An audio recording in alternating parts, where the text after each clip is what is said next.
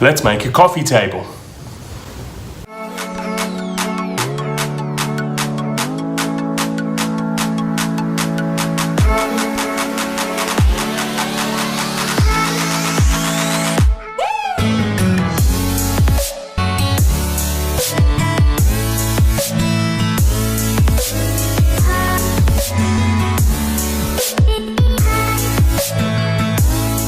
G'day everyone, picked up this beautiful Marri slab a fair while ago now. I've probably had this sitting around for about 8 months or so, I reckon. See, the grain in that is absolutely awesome. We're gonna make our first ever river table. Now, I'm pretty excited about this video because the idea of a river table is where J&D started. We didn't have the means or a workshop when we first kicked off to do river tables. So the idea of a river table is what translated into our serving boards that we do so frequently for people. They're basically mini river tables and serving platter sizes. So I'm super excited to take this to the next level, do a larger piece. It is only gonna be a coffee table because this piece of Marri is only quite small, but nonetheless, it's a river table all the same. So let's get to it.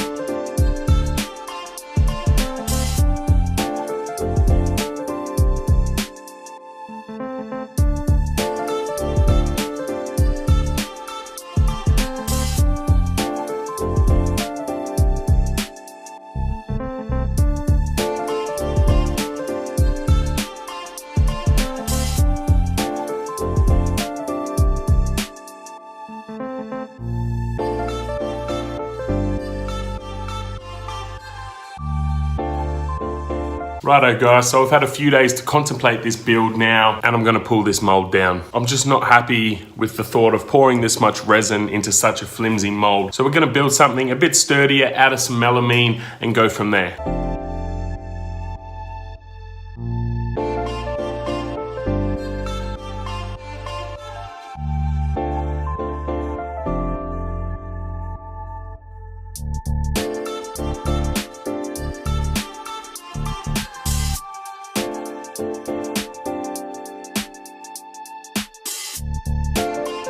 Alright guys, so our melamine mold is complete now. We use silicone to seal up all the edges, so we're going to leave that at least 24 hours to cure because we don't want any leaks when we're pouring this volume of resin. Hopefully we'll be good to rock and roll tomorrow and we can get pouring this table.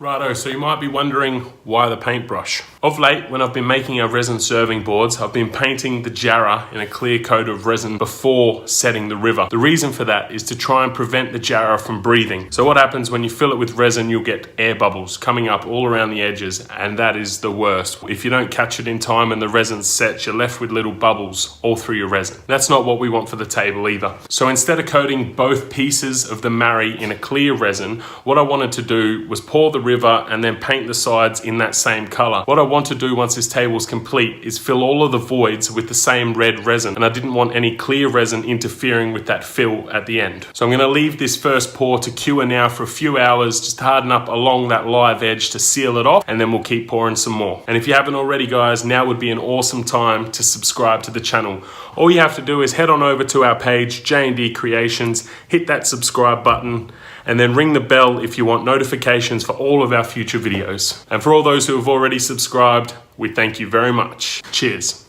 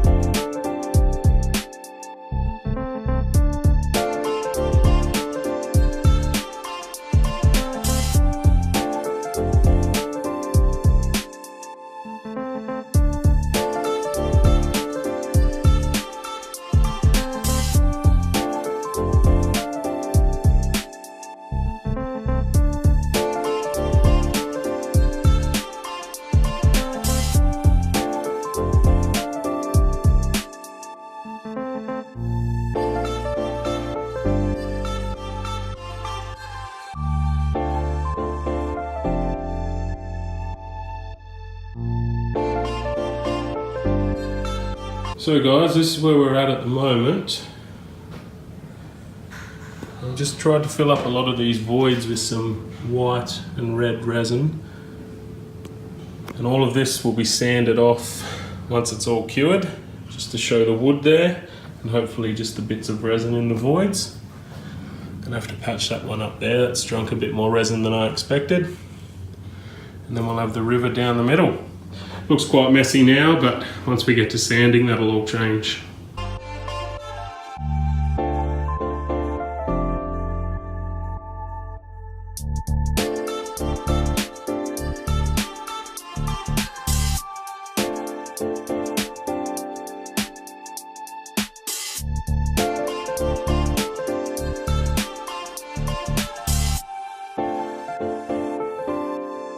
This is where we're at. Now this thing weighs an absolute ton at the moment. As you can see, I made a bit of a rookie error. So there's this beautiful crack all the way down the wood here that I wanted to fill with white epoxy. Unfortunately, I had my clamp sitting here. So what's happened when I filled this with epoxy is this half of the timber here has actually risen up. You can just see there that it's sitting higher. This is where the epoxies come out at the bottom here. So unfortunately, that's taken the top of the table out of level. So I'm gonna now have to run the planer over this and hope that I can sort it out. Once we've done that, we can move on to filling the rest of the voids with epoxy.